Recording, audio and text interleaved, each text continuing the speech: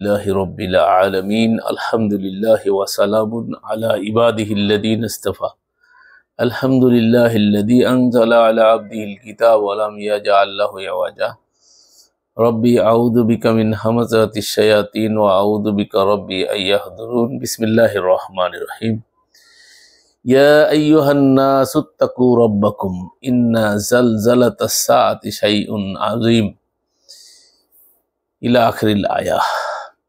সম্মানিত সুধী দিনী ভাই বোনেরা, আমরা আলোচনা করতেছিলাম মূলত কোরআনুল কারিমে আল্লাহ সুবহানাহু ওয়া তাআলা যত জায়গায় মানব মণ্ডলীকে সম্বোধন করে বলেছেন সেই আয়াতগুলো আমরা আপনাদের সামনে কট করতেছিলাম। তো আমরা ইতিপূর্বে সপ্তম পর্ব আলোচনা করেছি, আমরা এখন অষ্টম পর্বে আলোচনায় যাচ্ছি।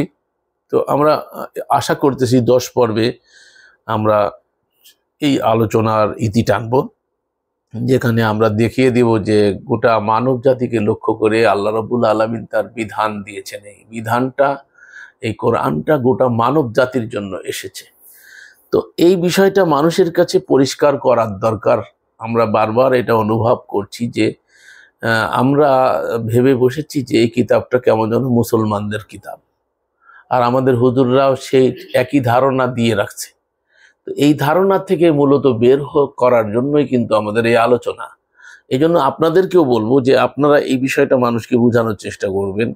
সে যেই মানুষ পৃথিবীতে, মানুষদেরকে বোঝানোর চেষ্টা করবেন যে হে মানুষ, এই কিতাবটা যে এসেছে এটা কোনো মুসলমানদের একচ্ছত্র কিতাব নয়, এটা সকল মানুষের জন্য এসেছে। এই কথাটা কিন্তু মানুষদেরকে বোঝানোর জন্য আমাদেরকে চেষ্টা করতে হবে, যেহেতু আল্লাহ এই কথাটা বলেছে। তো এই জন্য আমরা এই যে ভুল ধারণার ভিতরে থাকার কারণে যাদেরকে আমরা অমুসলিম বলতেছি, তারা ভাবতেছে যে ওটা তো মুসলমানদের ধর্মীয় কিতাব, এটা আমাদের কিছু না। এই ধারণা থেকে মানুষদেরকে বের করে, তার কারণ এই কিতাব তো সবার জন্য এসেছে। এবং সবার কাছে একটা হিন্দু মনে করবে যে এটা তার কিতাব, এই ধারণা তারকে দিতে হবে। একটা খ্রিস্টান মনে করবে যে এটা তার কিতাব। ইনজিল কোনো আলাদা কিতাব নয়, তাওরাত কোনো আলাদা কিতাব নয়। হ্যাঁ, এইগুলো মানুষ জানে না, সব এর ভিতরে আছে। এই যে অনেকে বোঝে না, এই জন্য ঈসাকে বলছে আল্লাহ রাব্বুল, আমি ঈসাকে আল কিতাব দিয়েছি এবং তাকে হিকমা দিয়েছি, তাওরাত দিয়েছি, ইনজিল দিয়েছি। একজনকে 4টের কথা বলছে এক আয়াতের মধ্যে। তাহলে তাকে আল কিতাব দিয়েছি। আল কিতাবের বৈশিষ্ট্য হচ্ছে কি? তাওরাত, ইনজিল, এগুলো হচ্ছে আল কিতাবের বৈশিষ্ট্য। অর্থাৎ বিধিবিধান সংক্রান্ত যত আয়াত আছে কোরআনে, এটাকে বলা হয় তাওরাত। তো এই তাওরাতের অংশ এই কোরআনের মধ্যে আল্লাহ বলে দিছে। আবার আল্লাহ বলছে যে যতক্ষণ পর্যন্ত তোমরা এটাকে যতক্ষণ পর্যন্ত ইনজিলকে প্রতিষ্ঠা না করবে, ততদিন পর্যন্ত তোমাদের কোনো ভিত্তি নেই। আমাদেরকে বলছে, তাহলে ইনজিল যদি এর মধ্যে না থাকবে, তাহলে কি আমরা ওই ইনজিল প্রতিষ্ঠা করবো যেটা আজকে বিকৃত অবস্থায় আমাদের সামনে? আর ওটা তো আল্লাহ রাব্বুল আলামিনের নাজিলকৃত, তার কোনো প্রমাণ নেই। তার মানে তাওরাত নাজিলকৃত বিধান, এর ভিতরে যেগুলো বিধান আছে সেটা হচ্ছে তাওরাত। সে সম্পর্কে আল্লাহ রসুলকে লক্ষ্য করে বলছে যে ওয়াল্লাম ইয়াহকুম বিমা আনজালাল্লাহ ফাউলাইকা হুমুল কাফিরুন ফাউলাইকা হুমুজ জালিমুন ফাউলাইকা হুমুল ফাসিকুন। যারা আল্লাহর বিধান দিয়ে ফয়সালা করে না, নাজিলকৃত বিধিবিধান দিয়ে ফয়সালা করে না, তারাই কাফের, তারাই জালেম, তারাই ফাসিক। 3টা কথা পরপর সূরা আল মায়েদায় আল্লাহ রাব্বুল আলামিন বলছেন, যারা আল্লাহর বিধান দিয়ে ফয়সালা করে না, তারাই কাফের, তারাই জালেম, তারাই ফাসিক। তাহলে আল্লাহর বিধান দিয়ে ফয়সালা করা, এটা তো রসুলদের কাজ ছিল। ফয়সালা নিয়ে যেতে হবে রসুলের কাছে, এটাও আল্লাহ বলছেন, কসম করে বলছেন। তাহলে কি বলবেন? প্রতি পদে পদে চলমান রসুলের ব্যবস্থা যদি চলমান না থাকে, কোরআন মানবেন কি করে আপনি? আল্লাহ বলছেন ফালা ওয়া রাব্বিকা, তোমার রবের শপথ, হাত্তা ইউহাক্কিমুকা ফীমা শাজারা বাইনাহুম, তারা কোশ্চিন কালেও মোমেন হইতে পারবে না। আল্লাহ চ্যালেঞ্জ করেছেন, নিজের কসম নিজে করে বলতেছে, ফালা ওয়া রাব্বিকা, তোমার রবের শপথ, হাত্তা ইউহাক্কিমুকা ফীমা শাজারা বাইনাহুম, তারা কোশ্চিন কালে মোমেন হতে পারবে না যতক্ষণ আপোষের দ্বিধাদ্বন্দ্বে, মতনৈক্যে, মতবিরোধে আপনাকে ফয়সালাকারী মনে না করবে। তাহলে ফয়সালা করবে কে? রসুল। রসুল ফয়সালা করবে। এরপর বলছে যে রসুল যে ফয়সালা দিবে সেটা দ্বিধাহীন চিত্তে যতক্ষণ মেনে না নেবে ততক্ষণ মোমেন হইতে পারবে না। তাহলে বিষয়টা চিন্তা করেন। সূরা আন-নিসা 65 নম্বর আয়াত, 65 নম্বর আয়াতে আল্লাহ বলতেছেন যে তারা খালি বিচার নিয়ে গেলে হবে না, বিচারে রসুল যেভাবে করে দিবে, অর্থাৎ রসুল তো আল্লাহর আইন দিয়ে বিচার করবে, তার আল্লাহর আইন দিয়ে বিচার করলে অনেক সময় তো নিজের বিপক্ষে চলে যায়। তো নিজের বিপক্ষে চলে গেলেও আপনি যদি দ্বিধাহীন চিত্তে ওয়ায়ুসাল্লিমু তাসলিমা, ওই যে চেয়ারম্যানের কাছে বিচার নিয়ে যায়, কয় চেয়ারম্যান সাহেব বিচার মানি কিন্তু তাল গাছ আমার, বিচার মানি তাল গাছ আমার, বিচার মানি তাল গাছ আমার, এটা হলে হবে না। তাহলে স্পষ্টত আমরা বুঝতে পারলাম যে ফয়সালার ভার দিতে হবে রসুলকে। তাহলে সে ফয়সালা, বিচার ফয়সালার ব্যবস্থা কি 1400 বছর আগে ইসলামে শেষ হয়ে গেছে নাকি? কি বলেন? এখন কি আমাকে বিচার লাগবে না? তাহলে বিচার যদি চলমান হয়, তাহলে বিচার যার কাছে নিয়ে যাইতে বলছে আল্লাহ কসম করে, তার কাছে যদি আপনি বিচার, সেই সত্তাই যদি না উপস্থিত না থাকে, তাহলে আপনি বিচার ফয়সালা কার কাছে নিয়ে যাবেন? আল্লাহ তো ফয়সালা বিচার নিয়ে যাইতে বলছে রসুলের কাছে। যুদ্ধ করবেন কার নেতৃত্বে, দাওয়াত দেবে কে, সব কোরআনে উল্লেখ, সব রসুলকে লক্ষ্য করে বলা হয়েছে। জিহাদ করতে গেলে রসুল লাগবে। হ্যাঁ, তারপরে আল্লাহ রাব্বুল আলামিন বলছো যে আপনার দিন প্রতিষ্ঠা করার জন্য কি লাগবে? রসুল লাগবে। ওয়াল্লাযী আরসালা রাসূলাহু বিল হুদা ওয়া দীনিল হক। দেখেন, কোরআন বলতে লাগলে এরা কোরআন নিতে চায় না। ওরা কি করবে? যুক্তি টুক্তি দিয়ে কোরআনকে আবার দাবি করতেছে অনলি কোরআন, শুধু কোরআন প্রচার করছে। সময় নেই, কথা বলতে দেয় না কাউকে, কথা বলতে গেলে যুক্তি টুক্তি এনে উপেক্ষা করে। আপনি দেখেন, এই পৃথিবীতে আউয়ালু কাসা ইবলিস, আল্লাহর বিধানের সামনে সর্বপ্রথম যুক্তি প্রদর্শন করেছিল কিন্তু ইবলিস। আর ইবলিসের যুক্তিও যথাযথ ছিল। আপনি খেয়াল করেন, ইবলিস যে যুক্তি দিছিল, যুক্তি তো ঠিক ছিল যে আমারে বানাইছেন আগুন দিয়ে আর তারে বানাইছেন মাটি দিয়ে। মাটির খাসিয়াত হচ্ছে নিম্নমুখী আর আগুনের খাসিয়াত হচ্ছে ঊর্ধ্বমুখী। আগুনকে আপনি মাটিকে যতই ঊর্ধ্বে ফেলানো নিচে চলে আসবে, আর আগুনটা একটু ফুক দেবেন খালি ঊর্ধ্বমুখী হইতে থাকবে, আগুন খালি ঊর্ধ্বমুখী যায়। তা ওর সামনে কেন আপনি ওকে কেন মেনে নিতে বলছেন? ওর সামনে কেন মাথা নত করতে বলেন? ওকে হয়ে কেন আমি তো আপনাকে মানতেছি। ইবলিসের তো মানায় কিন্তু তার অস্বীকৃতি ছিল না, আল্লাহকে মানায় তার অস্বীকৃতি ছিল না। ইবলিসের সমস্যাটা কোথায় ছিল? সে যুক্তিটা দেখাইতে, দেখেন যুক্তিটা ওইখানেই দেখাইছে। সে কিন্তু আল্লাহকে মানতে অস্বীকার করে, সে আদমকে মানবে না, সমস্যা হচ্ছে রসুলকে মানবে না, এই হচ্ছে তার সমস্যা। তো যুগে যুগে এই সমস্যাটা ছিল, এখনো আছে। আমরা কোরআনের ডিপে যাই না বলে বুঝতে পারি না।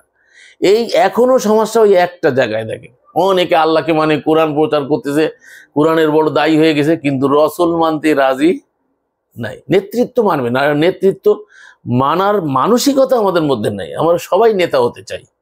এই যে টেন্ডেন্সি আমাদের বাংলাদেশে, প্রায় মাহফিলে, কয়েকটা মাহফিলে দেখছি যে স্টেজ ভেঙে পড়ছে, যে হুজুরা যে সব স্টেজ ঢেলে ওঠে। স্টেজ বানাইছে কয়েকজনের জন্য, নেতারা স্টেজে থাকবে, ওখান থেকে নেতৃত্ব দেবে, ওখান থেকে মানে পরিচালনা করবে, কিন্তু দেখা যায় আর বাকিরা নিচেই থাকবে, কিন্তু সব স্টেজে ওঠে। যে ওবায়দুল কাদের সাহেবের স্টেজে উঠতে যে সব নেতা কর্মীরা ওইটাই সব ভাঙে চুরে নিয়ে পড়লো। তাহলে এগুলো দেখেন, এই টেন্ডেন্সি তো আসলে প্রকৃত আল্লাহওয়ালা টেন্ডেন্সি হয় না, এটা হচ্ছে শয়তানের টেন্ডেন্সি। এই শয়তানি টেন্ডেন্সি আমাদের মধ্যে চলমান, যার কারণে এর সংখ্যাও বেশি। শয়তান তো বলছে যে ডাইনে থেকে, পাছে থেকে, সামনে থেকে, পিছন থেকে, চতুর্দিক থেকে আমি এদেরকে সরিয়ে রাখবো, সিরাতাকাল মুস্তাকিম, সরল পথে ওত পেতে বসে থাকবো। এ কথা কিন্তু বলেছে কে? শয়তান। আর দেখেন, শয়তানের সংখ্যা বেশি। নূহ আলাইহিস সালামের সাথে সংখ্যায় কত ছিল, যুগে যুগে নবী রাসূলদের সাথে সংখ্যায় কত ছিল। সংখ্যাধিক্য যে কখনোই সত্যের মানদণ্ড হয় না, একথা কোরআনে বারবার আল্লাহ বলছেন। সূরা আল আরাফ 7 নম্বর সূরা 3 নম্বর আয়াতে আল্লাহ বলছেন, ইত্তাবিউ মা উনজিলা ইলাইকুম মির রাব্বিকুম, তোমরা তাই অনুসরণ করো যা তোমাদের রবের পক্ষ থেকে নাজিল করা হয়েছে। ওয়ালা তাত্তাবিউ মিন দুনিহি আউলিয়া, এই ওহির বিধানকে, এই কোরআনকে পরিহার করে কাউকে আউলিয়া রূপে গ্রহণ করিও না। কালিলাম মা তাযাক্কারুন, তোমরা খুব স্বল্প লোকই আল্লাহর নসিহত গ্রহণ করে থাকো। তাহলে এটা আল্লাহর ভাষ্যে বোঝা যাচ্ছে যে যুগে যুগে আল্লাহর বিধান মেনে চলনেওয়ালার সংখ্যা কম। এখন আমাদের কাছে দলিল, এত লোক কি কম বোঝে, এত হুজুর কি কম বোঝে, এই যে টেন্ডেন্সি, এটা তো আসলে কোরআনিক টেন্ডেন্সি না। কোরআনিক টেন্ডেন্সি আপনাকে বুঝতে হবে যে কোরআনের পক্ষে লোক সংখ্যা কম। আজকে জুমার নামাজে মসজিদে যে লোক হয়েছে তাদের সংখ্যা বেশি, আমরা এখানে জমায়েত করতেছি, তো আমাদের সংখ্যা কম কেন? এই সংখ্যা কমকে আপনি মানদণ্ড স্থির করবেন? কথাটা কি হচ্ছে, কথাটা কার হচ্ছে, কার মুখ দিয়ে বেরোচ্ছে এটা ধর্তব্য না, কথাটা কার হচ্ছে, কথায় বলে দেবে আপনাকে সঠিক না বেঠিক বিষয়টা।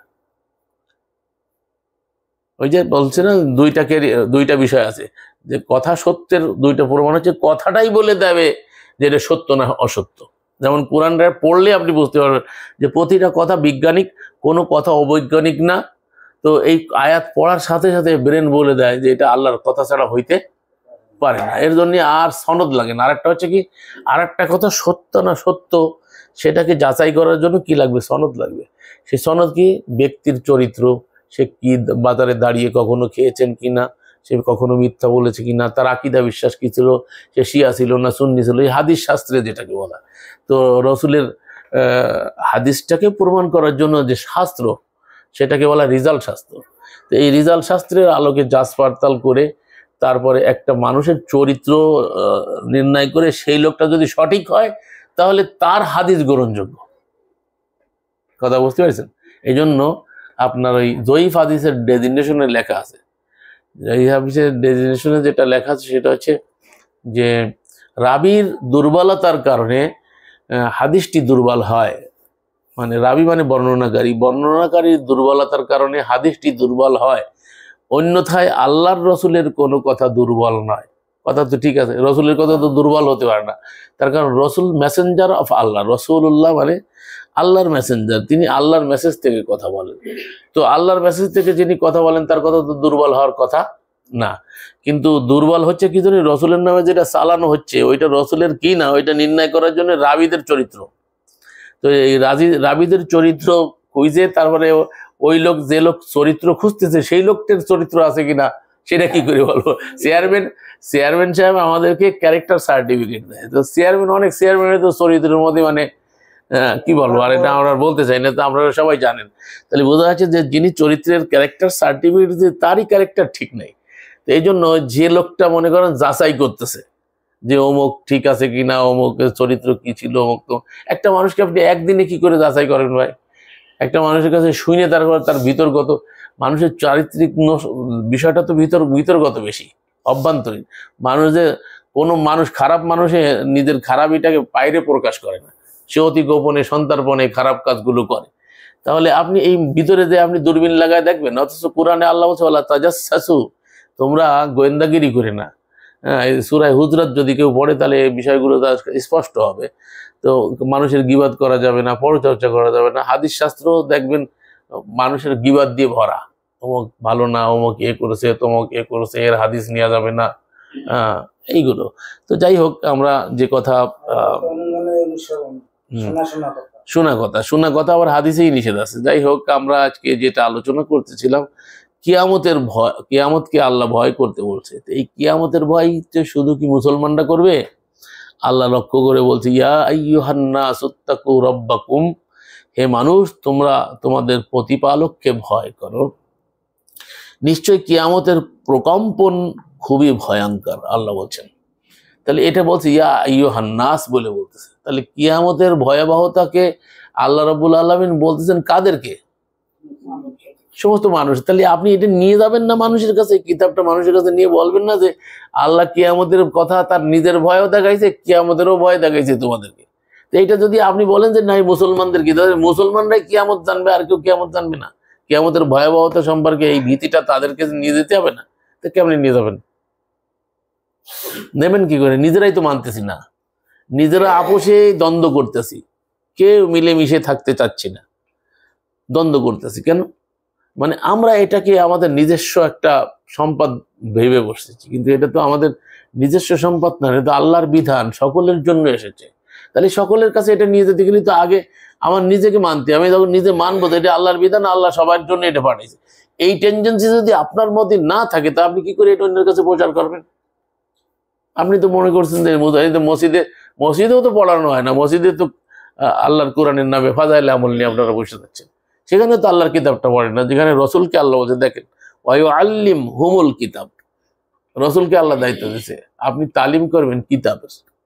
তা কিতাব বলতে কি বোঝায়? এই কোরআনের তালিম করতে বলছে। তাহলে রসুলের দায়িত্ব কোরআনের তালিম করা, তালিম করতে গেলে রসুল লাগবে, বলেন এগুলো কি বুঝাবো? আমি তো পদে পদে দেখি, এরা তো খুঁজেই পায় না, আর আমি তো পদে পদে দেখি। যাই হোক, আল্লাহ আমাদেরকে ক্ষমা করুক।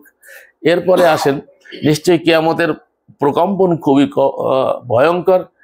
যেদিন তোমরা সেটা প্রত্যক্ষ করবে সেদিন প্রত্যেক স্তন্যদায়ী বিস্মিত হবে, মানে যে দুগ্ধ পান করায় সে বিস্মিত হবে, ভুলে যাবে, তার দুগ্ধপোষ্য শিশুকে ভুলে যাবে, নিজের মা ছোট বাচ্চাকে পর্যন্ত ভুলে যাবে। ভয়াবহতা এমন হবে, এটা গোটা মানব জাতিকে লক্ষ্য করে আল্লাহ রাব্বুল আলামিন বলছেন।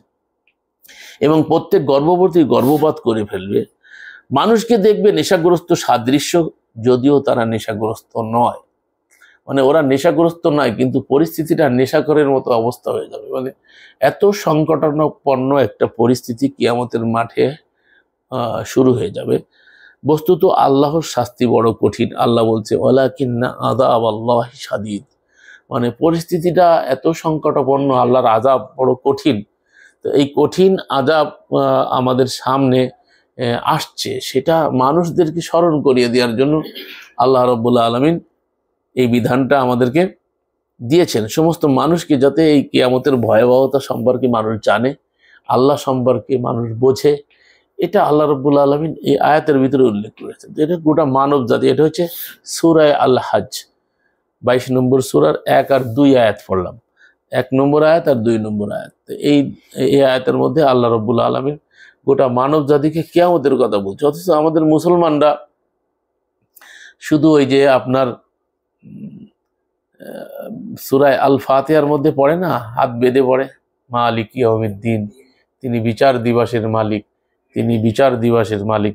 তো এই যে বিচার দিবসের মালিক শুধু নিজেরাই বিশ্বাস করব, কিন্তু গোটা মানব জাতিকে তো এটা বুঝাইতে হবে যে এই জীবন না, এরপরে আর একটা জীবন আছে। সেই জীবনে আমাদেরকে বিচার দিবসে মালিকের সামনে উপস্থিত হতে হবে। আমাদের জীবনের পুঙ্খানুপুঙ্খ সূক্ষ্ম হিসাব কিতাব আল্লাহ রাব্বুল আলামিনের দরবারে আমাদেরকে দিতে হবে। তো এই টেন্ডেন্সি তো সর্বক্ষণিক থাকতে হবে। বিদায় মোমেন মুসলমান যারা, তারা প্রতিদিন হাত বেঁধে এটা বলছে, কিন্তু আসলে বুঝতেছে না, উপলব্ধিতে আসতেছে না যে আমাকে বিচার দিবসে দাঁড়াইতে হবে, এবং বিচার দিবসে আমার জীবনের সমস্ত হিসাব কিতাব আমাকে আমার মালিকের সামনে দিতে হবে। আপনি চিন্তা করেন, এটা যদি যারা ডেলি 5 বার আরো নফল নামাজ টামাজ যদি ধরেন, আওয়াবিন সাস তাহাজ্জুদ সবকিছু মিলায় যদি আমরা ধরি তারাবি, তাহলে প্রতি কতটা বার আমরা সূরাতুল ফাতিহাকে বলি, ওয়ালাকাদ আতাইনাকা সাবআম মিনাল মাসানি ওয়া কুরআনাল আযীম। নিশ্চয়ই আমি আপনাকে সাবা মাসানি, বারবার পঠিত 7 আয়াত বিশিষ্ট একটি সূরা দান করেছি, বারবার পঠিত। তো এটাকে 7 আয়াত বিশিষ্ট সূরা, কেউ কেউ আবার মাউনকে বলেছেন, মাউনই 7 আয়াতই আছে। আবার হাদিস নিয়ে তো ইখতিলাফ লাগাই দিছে এরা, সূরা ফাতিহার বিসমিল্লাহ 1 নম্বর এই না, এইসব নানান মত, হাদিসে যাইবেন মতভেদের শেষ নাই। তো যাই হোক, আমরা ধরে নিই সূরাতুল ফাতিহা। তো এই সূরাতুল ফাতিহাকে আমরা হাতে বেঁধে সবাই, যারা এই নামাজ পড়ে সমাজে, সালাতেকে যারা নামাজ বানায় নিছে, তারা পড়তেছে সূরা ফাতিহা। তারাই বলে লা সালাতা লিমান লাম ইয়াকরা বিফাতিহাতিল কিতাব, ওই ব্যক্তির সালাতই হয় না যে ব্যক্তি সালাতে সূরাতুল ফাতিহা না পড়ে। তাহলে সূরা ফাতিহা যখন আমি বারবার পড়ছি, তা আমার শিক্ষাটা কি? যারা পড়ছে তারা কিন্তু অধিকাংশ বোঝে না যে তারা কি বলছে। আর অনেকে যদি অর্থও জানে, তো কিন্তু উপলব্ধিতে আনতেছে না। দেখেন, অর্থ জানা এক বিষয়, আর উপলব্ধিতে আনা আর এক বিষয়। অর্থ জানা থাকলে আমরা তো অনেকটার অর্থ জানি, তা আমরা সবসময় তো উপলব্ধিতে আসে না ওটা। এই জন্য উপলব্ধিতে আনা, এই জন্য আল্লাহ বলছে লা তাকরাবুস সালাহ, 4 নম্বর সূরা 43 নম্বর আয়াত, লা তাকরাবুস সালাহ। সালাত তো দূরের কথা, সালাতের কাছেও যাইও না, আল্লাহ আয়াতে নিষেধ করতেছে। ওয়ান্তুম সুকারা, যতক্ষণ সুকারায় থাকো। সুকারা কি? হাত্তা তা'লামু মা তাকুলুন, যাহা বলিতেছো তাহা যতক্ষণ বুঝিতে না পারো। যাহা বলিতেছো তাহা বুঝিতে না পারিলে যাইতে নিষেধ করেছে সালাতের কাছে। এটা তো আল্লাহর বিধান। এটা তো কয়টা কারণে সালাত নষ্ট হয়, কয়টা কারণে সালাত ফাসেদ হয়, এগুলো সব আমরা শিখছি ফিকির থেকে। কিন্তু কি জন্য আল্লাহ সালাতের কাছে যাইতে নিষেধ করেছে, এই কথাটা কোন হুজুরে আমাদেরকে শিখাইবে? সালাতে নেওয়ার জন্য খালি ডাকে, আসেন ভাই যাই, নামাজে যাই, ভাই নামাজে যাই। তাবলীগ আলারা ডাকতেছে, সবাই ডাকতেছে, ভালো আহ্বান করতেছে, ভালো, সালাতের আহ্বান করা তো ভালো। কিন্তু বিষয়টি আল্লাহ বলতেছে কি, যে সালাতের কাছেও যাইও না যতক্ষণ তুমি সুকারা, নেশাগ্রস্ত অবস্থায় থাকো। মানে এই যে আগে কিয়ামতের আলামতটা দিল না, ওখানেও সুকারা বলা হয়েছে। সুকারা মানে কি, মানে মদহুশ হয়ে যায়, মানুষের হুশ থাকে না। একটা মানুষ হুশ জ্ঞান যখন মানে সেন্স যখন ঠিক না থাকে, এলোমেলো কথা বলে দেখবেন। তো এই লোকটারে যদি আপনি গাড়ি চালাইতে, ড্রাইভার কিন্তু মাথা নষ্ট হয়েছে, তো এই মাথা নষ্ট ড্রাইভারে যদি আপনি দেন গাড়ি চালাইতে, তো ও নিজেও ক্ষতি করবে আর পাশে যে কটা আছে সে কটা ধ্বংস করবে।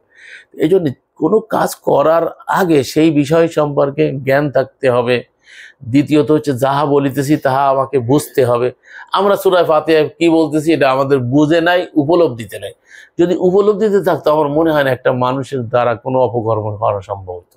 কোনো মানুষ যদি জানে যে আমার এই জীবন না, মালিক ইয়াউমিদ্দিন, বিচার দিবস আছে, এবং এই বিচার দিবসে আমাকে মালিকের সামনে আমার জীবনের পুঙ্খানুপুঙ্খ সূক্ষ্মাতি সূক্ষ্ম সকল হিসাব দেওয়া লাগবে, এবং আমি যেটা অন্ধকারে করি তাও তিনি দেখেন, আমি আলোতে যেটা করি সেটাও তিনি দেখেন, আমি গোপনে যেটা করি সেটাও তিনি দেখেন, আমি প্রকাশ্যে যেটা করে সবই তিনি দেখেন। এই টেনডেন্সি যদি কোনো মানুষের ভিতরে সর্বক্ষণিক জাগ্রত থাকে, তাহলে সে অপকর্ম করতে পারবে, সে মালে ভেজাল দিতে পারবে, সে কাউকে ধোঁকা দিতে পারবে, কে অন্যায়ভাবে কারো জিনিস আত্মসাৎ করতে পারবে, এগুলো পারবে না। দেখেন হাজি হজ করে আইছে, প্রতি বছর হজ করে, উমরা করে, দাড়ি টুপি পাগড়ি জুব্বা সব ঠিক আছে, আবার দেখেন মালে ভেজাল দিচ্ছে, আবার দেখেন অন্যের আইল ঠেলতেছে, আবার দেখেন মিথ্যা বলতেছে, মিথ্যার আশায় দিয়ে ব্যবসা করতেছে। এগুলো তো মানে নিত্য নৈমিত্তিক ব্যাপার, আমরা আমাদের সমাজে এটা দেখে আসতেছি।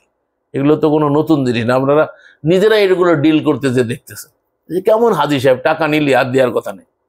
এই যে সেদিন শুনাইলাম না, এক বোন আমাদের এখানে আসতো, এই টুটফড়ায় থাকে, ওই বোনের স্বামী ছিল হচ্ছে আপনার আর্মি ম্যান, রিটায়ারমেন্টের পরে যে টাকাগুলো পাইছে বেচারা আর একজন সারাদিন তসবি টেকে হাজি সাহেব, হ্যাঁ, ব্যবসার কথা কয়ে তার কাছ থেকে নিয়ে বেচারারে সর্বশান্ত করে দিয়ে গেছে। 30 লাখ টাকা নিয়ে তারা সর্বশান্ত করে দিয়ে ব্যবসার কথা কয়ে, ব্যবসায় লাভ দেবো করে নিয়েছে তার কাছ থেকে।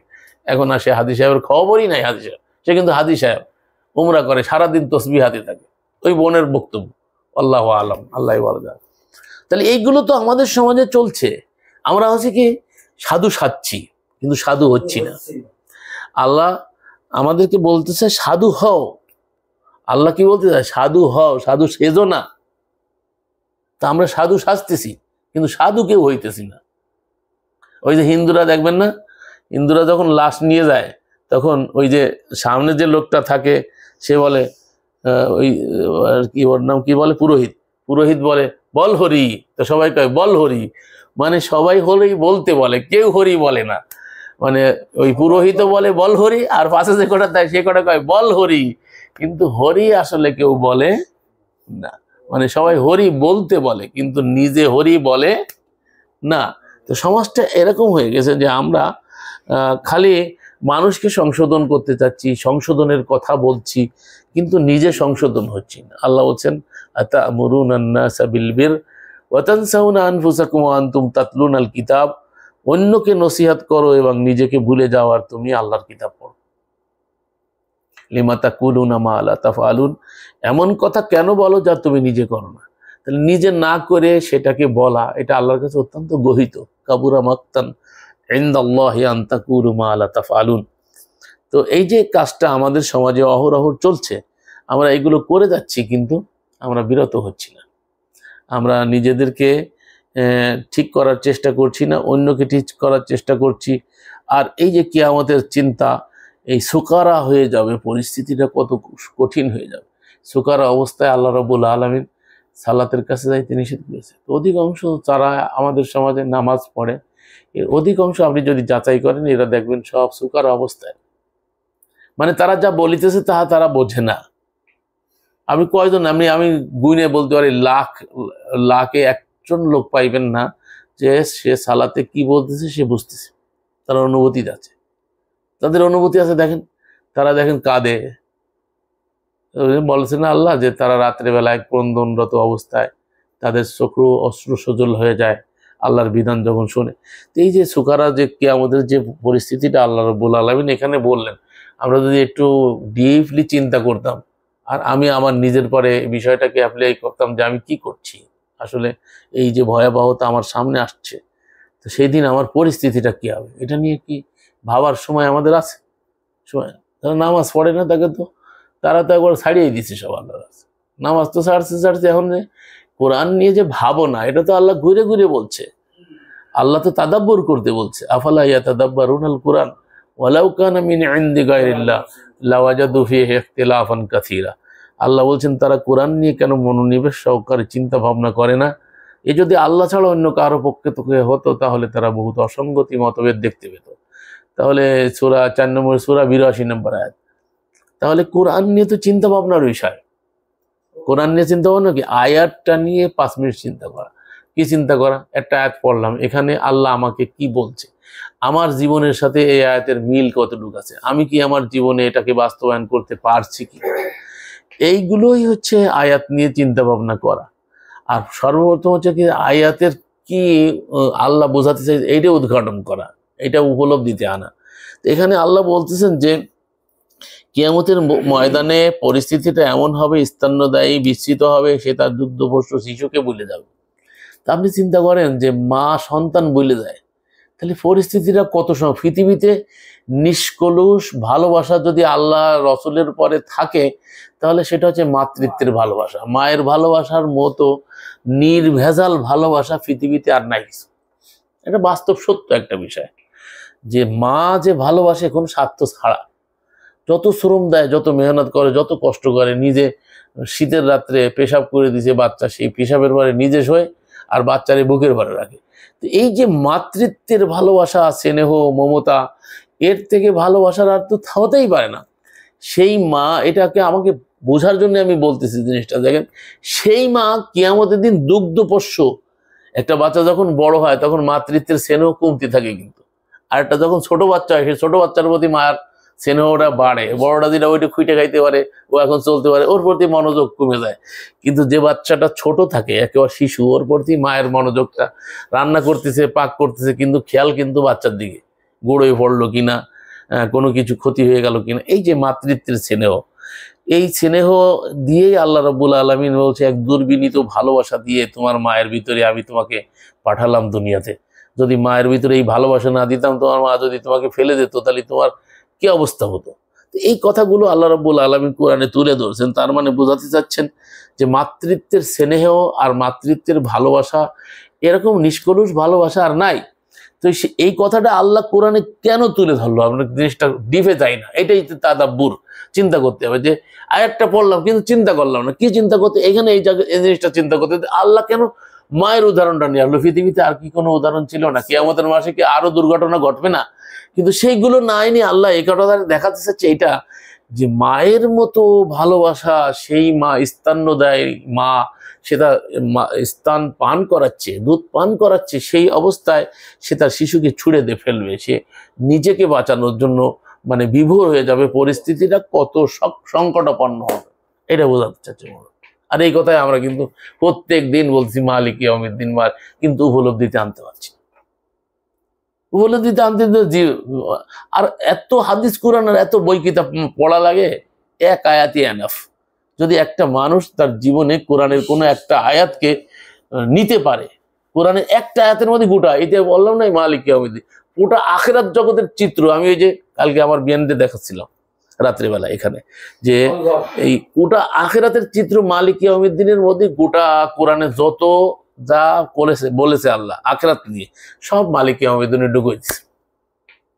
মানে মালিক ইয়াউমিদ্দিনের সাথে এই আয়াতগুলো সব রিলেটেড। এখন যদি পরকালীন চিত্র যদি আপনাকে এক কথায় আনতে হয়, তাহলে মালিক ইয়াউমিদ্দিন।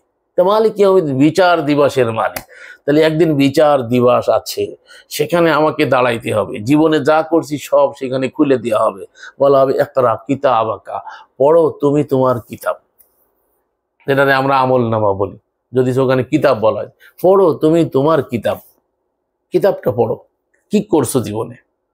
যদি এই কিতাবটাই ধরি, তো এই কিতাব দিয়ে বলবে টিক লাগা, কোনটা কোনটা মানছিস, কোনটা কোনটা মানিস না, এই কোনটা মানছো কোনটা মানিস, কোনটা মানছো কোনটা মানিস। তো আমরা যদি দেখি তো পড়িনি, ধরিনি কোনোদিন, আর ধরলেও তো আরবিতে পড়েছি, বুঝিই নাই কোনোদিন। তা কি উত্তর দেবো, কি পরিস্থিতি আমার হবে, আমি কি কখনো ভাবছি?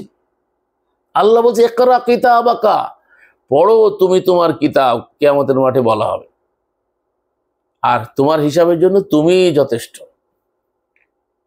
হিসাব কিতাব আল্লাহর সামনে দেখাইতে হবে, কেউ চাইবে না আপনার সাথে, মা ইয়াউমা ইয়াফিরুল মারউ মিন আখিহি ওয়া উম্মিহি ওয়া আবিহি ওয়া সাহিবাতিহি ওয়া বানি। সেই দিন মা তার সন্তানকে ভুলে যাবে, ছেলে তার বাবাকে ভুলে যাবে, ভাই তার ভাইকে ভুলে যাবে। সেই দিন কেউ কারো কোনো কাজে আসবে না।